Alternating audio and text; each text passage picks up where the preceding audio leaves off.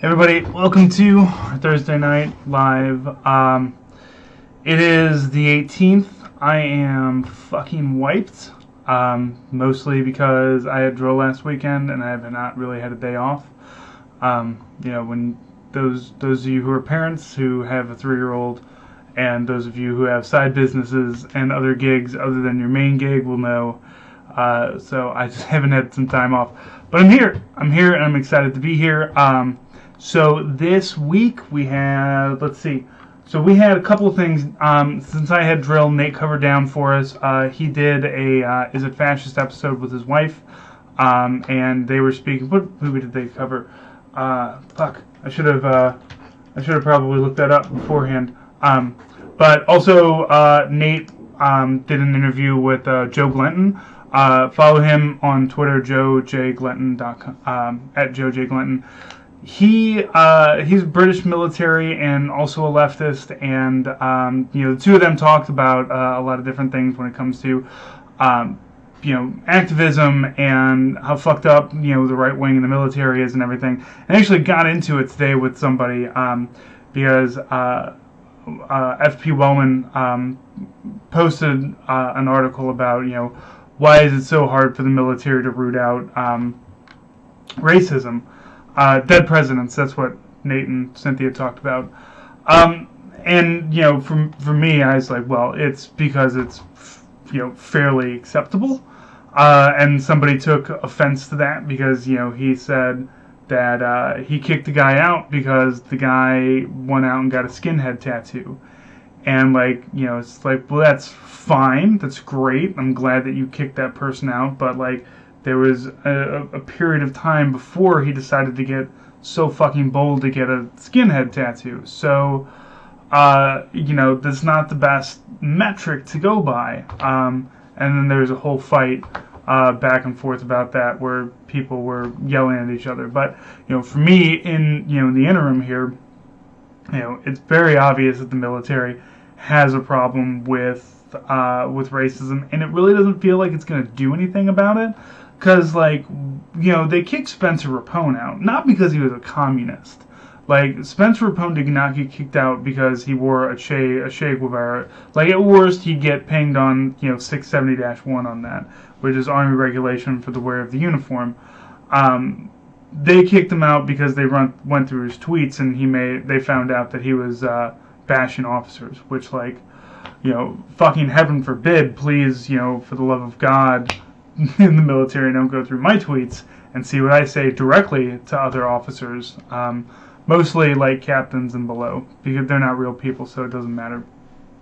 But they'll drum him out and give him an other than honorable for conduct unbecoming of an officer. But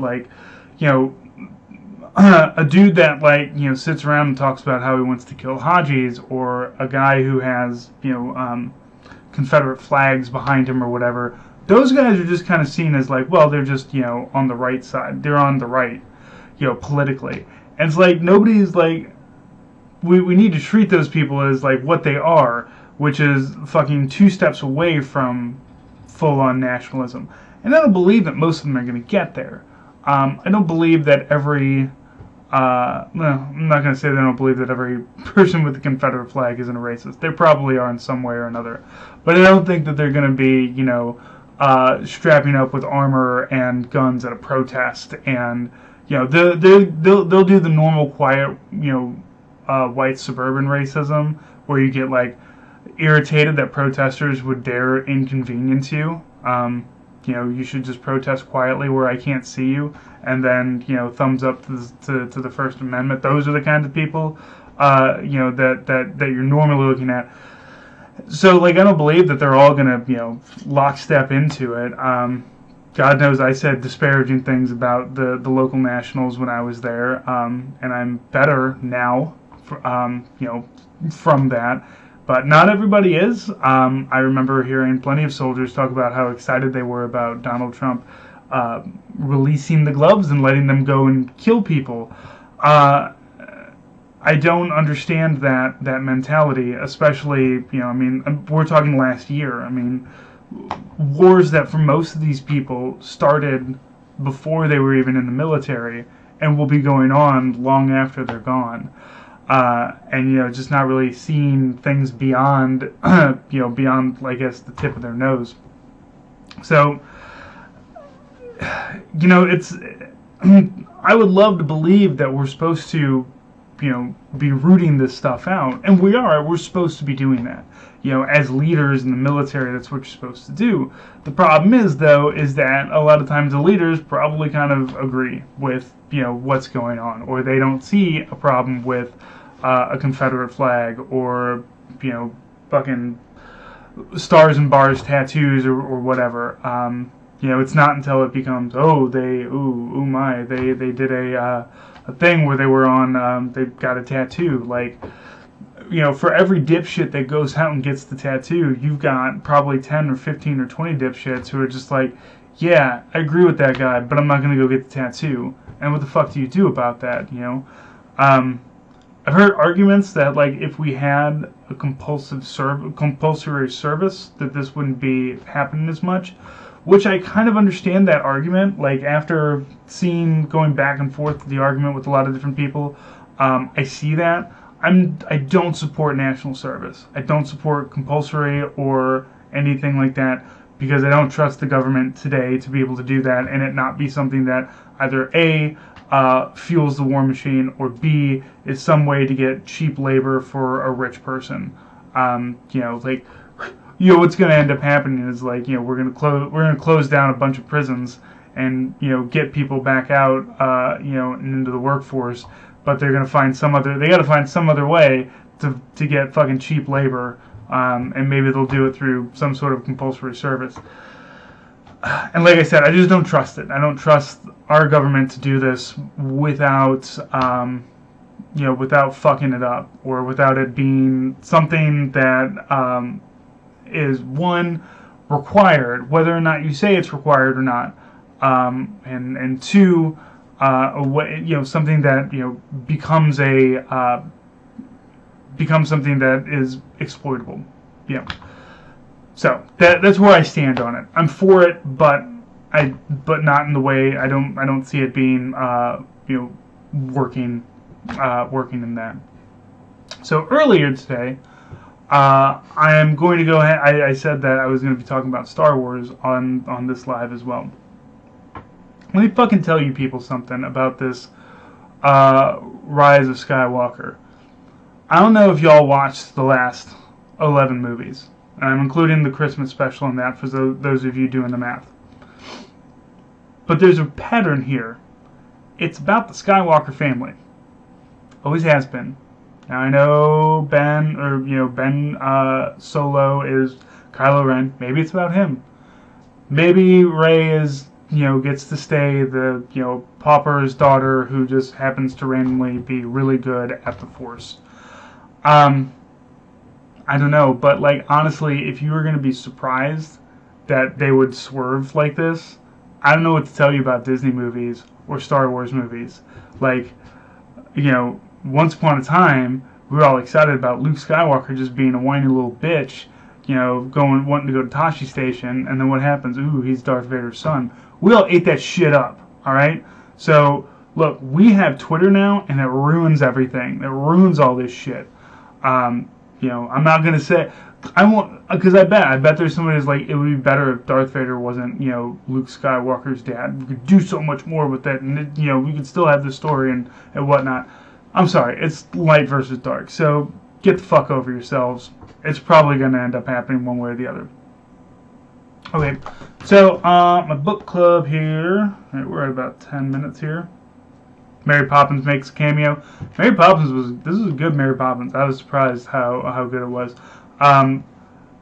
Shit, man, I would love it. Fucking bring them all in. Like, I've again long been a fan of let's do all kinds of weird shit with Star Wars. I'm all about it. There's a lot of people who get mad about it, and like, I'm not gonna shit on anybody for like not being for having arguments or discussions about it. But like, honestly, if you were like seriously upset, if you're like really, really like sad about the idea of Rey being another Skywalker somehow. Like they find some, I don't know how. Like that's the thing.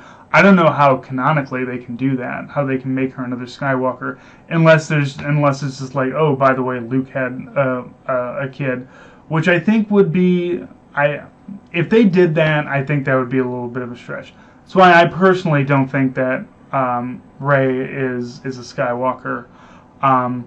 Maybe she marries Kylo and takes his name. Maybe that'll be the swerve. Anyway, so I wanted to pimp a couple of other things here. Oh, so books. I've caught up with my books. Cynthia will be happy about that because she and I are reading. Going to do another bonus episode about books. But coming up next, I have a advanced copy of Citizen of Earth by Joe Kassabian over on The Lions Led by Donkeys. So this is my next book that I'm going to go through. I believe this comes out in May for the for the rest of you, fucking plebs, not like me, who gets ARC copies of books when I request them, and also because I do cheesy photoshops for them for free. So it's that good tit for tat kind of stuff. Also, so we finally got in. I've got some other stuff that's coming for the care package. Now, if you still haven't if you're wondering about the care package, still haven't signed up for it, patreon.com/I'llAvoidADie, $10 Patreon.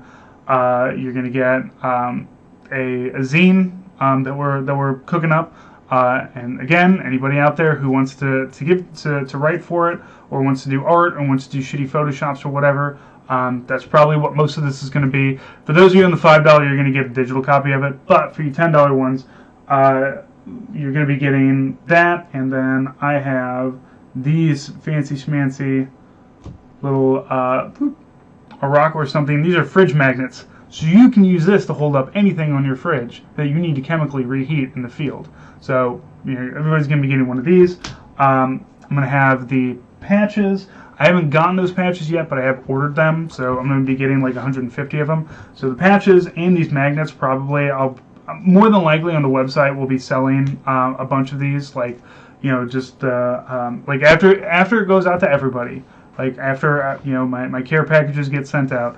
And for those of you who are my March subscribers, yes, those finally got in the mail, the little special thank you gift. For my foreign ones up in Canada, I have to go to a post office. I had 2 Canadians, somebody in Great Britain, somebody in Holland, and somebody in Denmark, I believe. Is Holland and Denmark the same? No, they're not. Sorry. American education, what do you want? So, those are going out and everything. I'm planning on one other thing. I don't know what yet. Probably, I've got some other designs that are happening right now. For some T-shirts and whatnot, so hopefully I'm going to get some of those made into stickers or something. But like I said, afterwards we'll have, like, if you want, you can buy the pack after everybody gets them, as part of their Patreon. So go sign up for that, or just sign up for the $5. Like I said, you get all of our bonus stuff, all of our other things. If you have any suggestions about anything that you want us to do, to put out, any interviews you want us to do, let us know. Coming up, I have an interview with the Twitter user Shocks. He is like the one Coast Guard guy that you know on Twitter. He's also a lawyer, a labor lawyer. So he's very, very deep left, very into unions. He's from Boston, so he's got that that strong love of the workers. So that's going to be an interview that's coming out. I'm going to be doing an interview. I'm going to be doing a movie review with Brian from Street Fight pretty soon.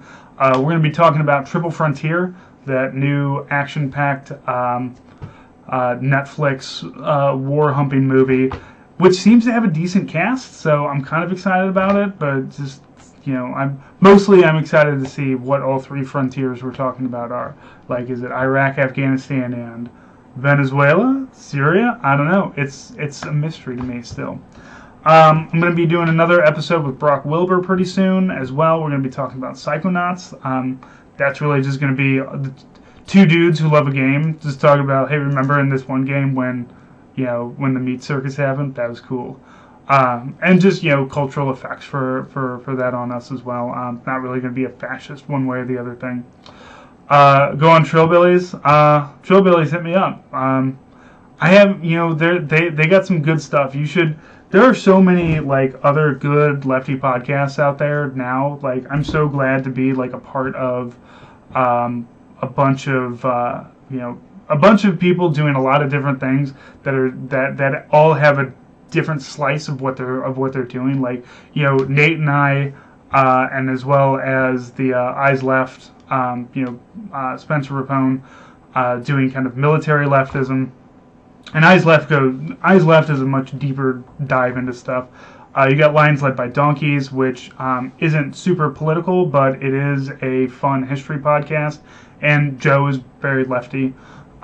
You've got the Trillbillies, which is a lefty podcast that is much more in rural areas.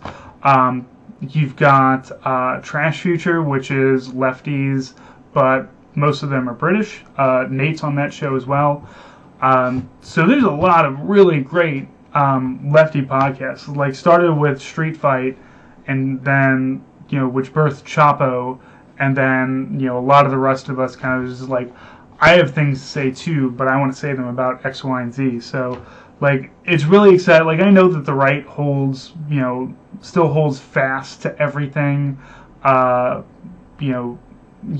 and podcasts and whatnot, but like, we're out there though, and it's really great to see people doing these things, even though we're not getting that fucking stamps.com, or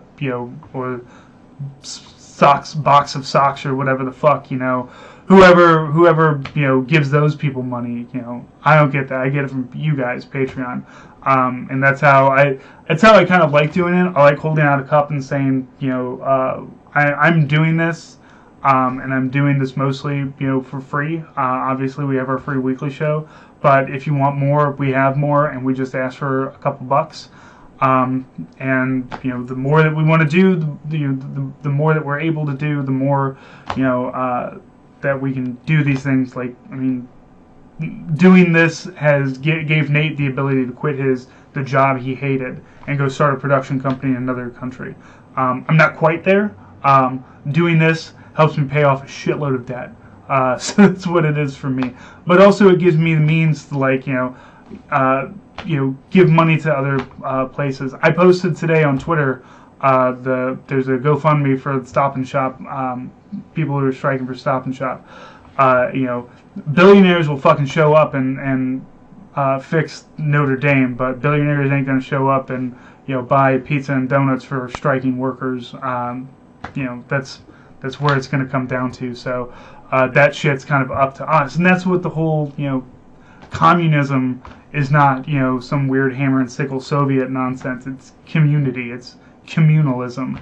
I talked to, people in, in St. Louis, like, neighbors all working together to, help each other out and fix things and get funding to do stuff. That's a form of communism. I don't know how to tell you that. Like, there's, that's how it does. Even without government, it's a form of community and communalism, and that's what this is. That's what we strive to do. So, thank you all. Again, we're going to be having a lot more content coming out for you. As always, we appreciate your money if you give it. We appreciate, even if you don't, we appreciate you listening and giving us feedback and recommendations, and helping us to get better so that we can give you a better product and just put something out there. So as always, follow me at Army Strang. Follow Nate at In These Deserts. Fucking Murray Bookchin. Fuck off. Posadism all the way. Fourth generation. So thank you all, and we'll talk to you next week.